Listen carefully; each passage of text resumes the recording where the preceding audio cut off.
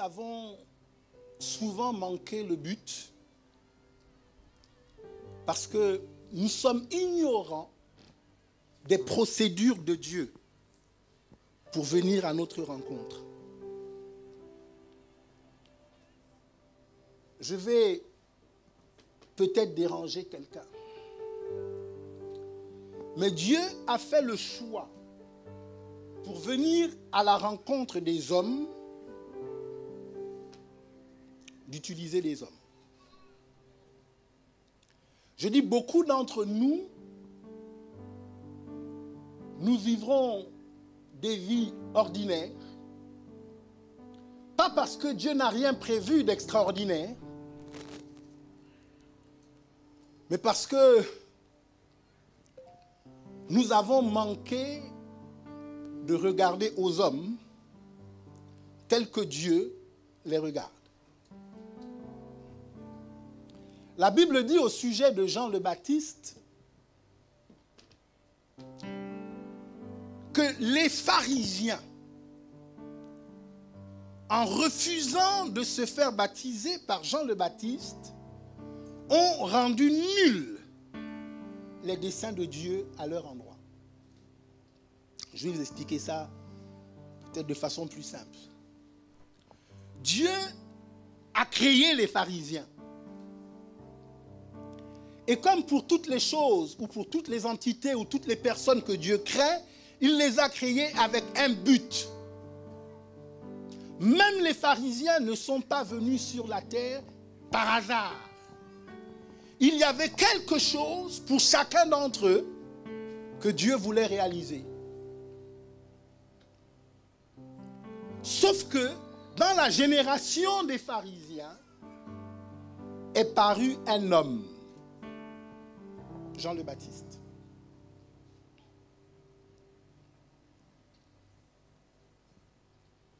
Les pharisiens, parce qu'ils ont refusé de reconnaître le ministère de Jean le Baptiste,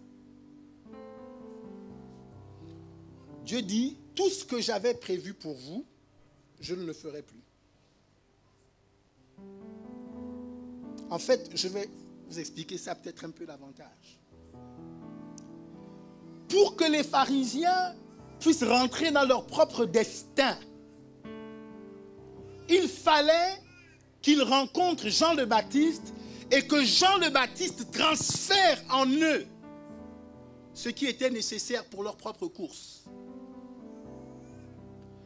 Mais parce qu'ils n'ont pas considéré Jean le Baptiste, parce qu'ils n'ont pas accepté son ministère, alors tout ce que Dieu avait prévu est tombé à l'eau. Il y a des gens aujourd'hui qui sont malades et qui certainement mourront de la maladie dont ils souffrent. Simplement parce qu'ils ont manqué de reconnaître qu'il y a quelque part un homme ou une femme sur qui Dieu a déposé l'onction pour leur guérison. Et Dieu n'ira pas seul les visiter à l'hôpital. Dieu dit, j'ai envoyé mon serviteur, j'ai envoyé ma servante. Je dis, qu'est-ce que tu regardes? Et comment est-ce que tu regardes? Il y a cette histoire qui me vient à l'esprit, qui se passe alors que les enfants d'Israël sont dans le désert. Les enfants d'Israël murmurent contre Dieu et contre Moïse. Et Dieu se met en colère et il envoie des serpents brûlants. Saraf Nakash. Ces serpents brûlants sont terribles parce que quand ils mordent, l'effet immédiat, c'est qu'il y a hausse de température. Et la température monte jusqu'à ce que la mort s'ensuive. Donc il y avait au milieu des enfants d'Israël ces serpents brûlants qui semaient la terreur. Et les enfants d'Israël mouraient successivement. Il n'y avait pas de remède. À ce moment-là, ceux-là même qui avaient parlé contre Dieu et contre Moïse,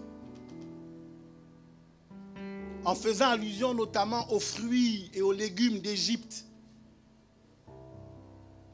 qui leur manquaient pendant qu'ils étaient dans le désert, ceux-là même qui les critiquaient sont revenus vers Moïse pour dire il faut que tu trouves une solution. Et Moïse leur a dit, sur instruction de Dieu, de fabriquer une perche et un serpent en bronze. L'Éternel dit à Moïse, fais-toi un serpent brûlant et place-le sur une perche. Quiconque aura été mordu et le regardera, conservera la vie. Il faut noter que même le serpent devait être monté sur une perche pour être regardé du bas vers le haut. Comment tu regardes aux choses définit ton expérience. Il y a des expériences que tu ne pourras pas faire. Si toutes les personnes que Dieu envoie vers toi, tu les regardes de haut en bas. Ou disons, toi étant en haut et eux étant en bas. Le serpent de bronze qui devait emmener la guérison aux enfants d'Israël, il fallait qu'il soit monté dans les hauteurs. Comment est-ce que tu regardes? Ou qu'est-ce que tu vois lorsque tu regardes?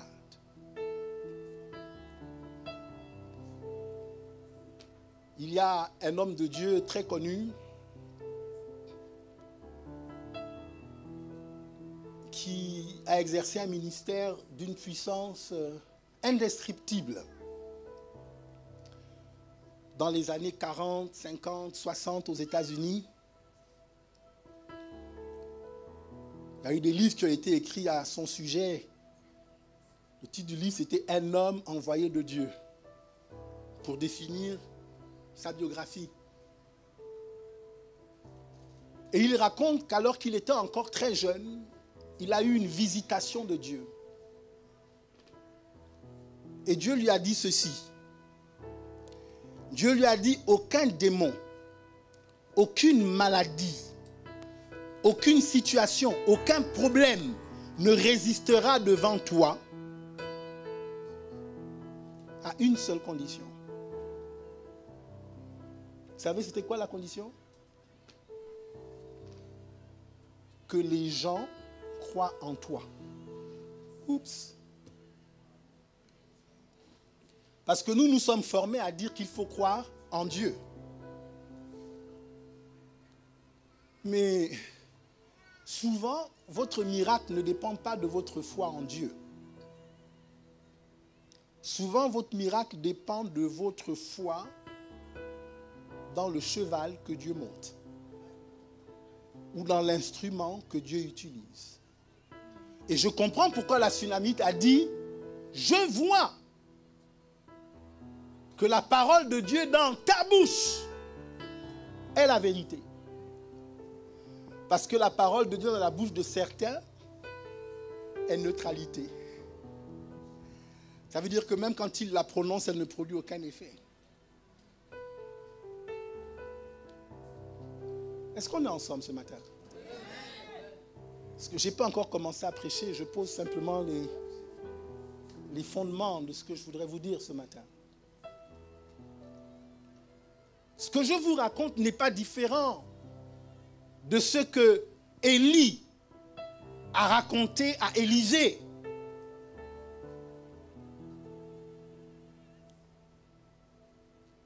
Élisée avait travaillé avec Élie quasiment toute sa vie.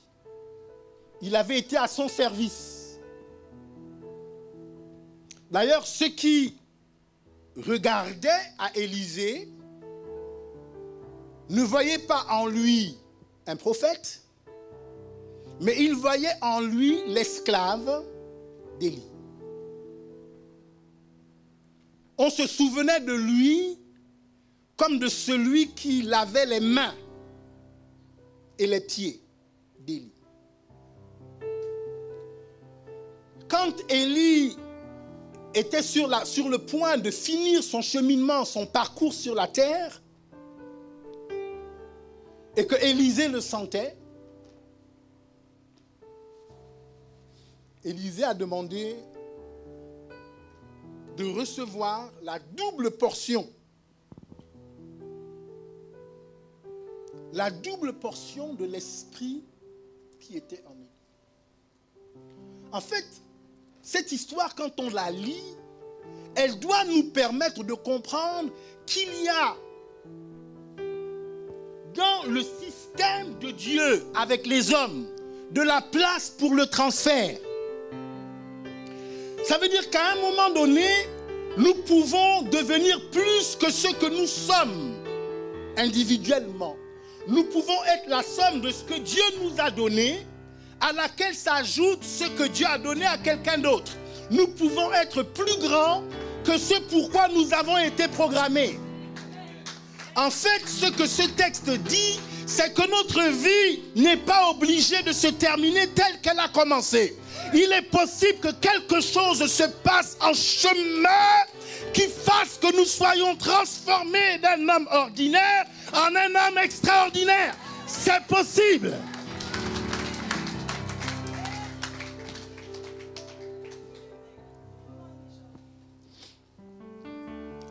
Il a posé une seule condition.